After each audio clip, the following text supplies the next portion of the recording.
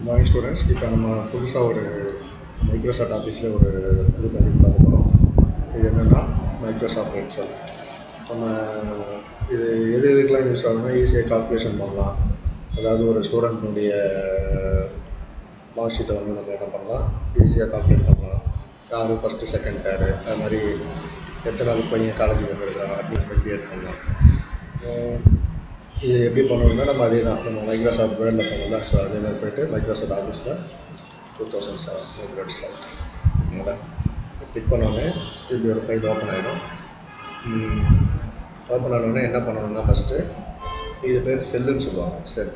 செல்லுனா ஒரு இது இருக்குல்ல, இது பேர் என்னது செல்.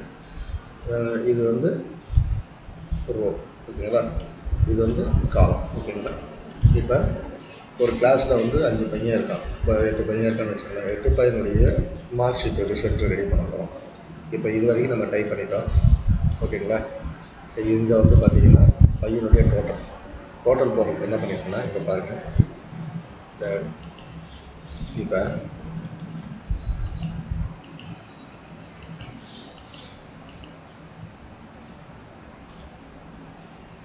பாருங்கள், இப்போ நாங்கள் வந்து இங்கே தான் போட்டேன். என்ன போட்டேன், வெறும் காப்பி பண்ணி தான் போட்டேன். இப்போ C2 D2 E2. C2னா என்னது, இந்த C2ங்கிற செல்லு, D2ங்கிற செல், E2ங்கிற செல். இது ரெண்டுத்தையும் கூட்டினா இதோடைய டோட்டல் ஓகேங்களா. அதான் என்னது equal to C2 D2 E2 ஓகேங்களா.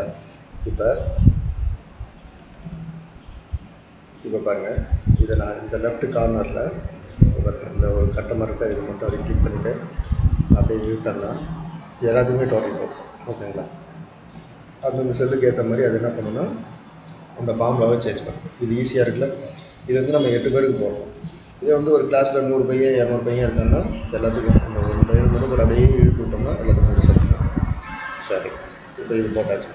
இது வந்து ரிசல்ட் வந்து பார்க்கணும்.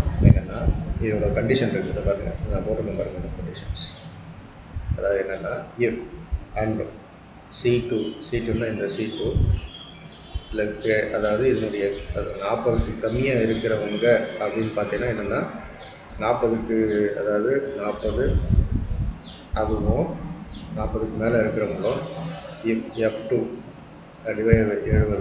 இப்போ இது ரெண்டுத்தையுமே இருந்துச்சுன்னா டிஸ்டிங்ஷன் கொடுக்க சொல்லியிருக்காங்க. அடுத்து வந்து பார்த்திங்கன்னா F2 அதாவது 60 இருந்துச்சுன்னா, அதாவது ஆவரேஜ் வந்து 60 இருந்துச்சுன்னா ஃபஸ்ட்டு செகண்டு பாஸ் இந்த மாதிரி கொடுக்க சொல்லியிருக்காங்க. பார்த்தோம்னா போய் ஓகேங்களா.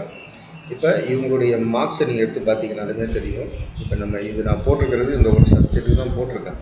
இப்போ என்ன பண்ணணும்னா இப்போ நம்ம எல்லாமே இழுத்துட்டு வந்துட்டோம்னா இது வந்து எல்லாத்துக்குமே என்ன பண்ணணும், அதுவே ரிசல்ட் போட்டுரும் ஓகேங்களா.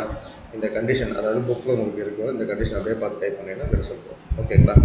ஸோ இது வந்து ஒரு பையனுக்கு நம்ம சும்மா கையால் போட்டோம், அது வந்து 50 பையன் 20 பையன் என்ன பண்ணணும், சரி இந்த மாதிரி தான் போட்டோம் ஓகேங்களா. இதுதான் வந்து எக்ஸல்ஸ் ஓகேங்களா.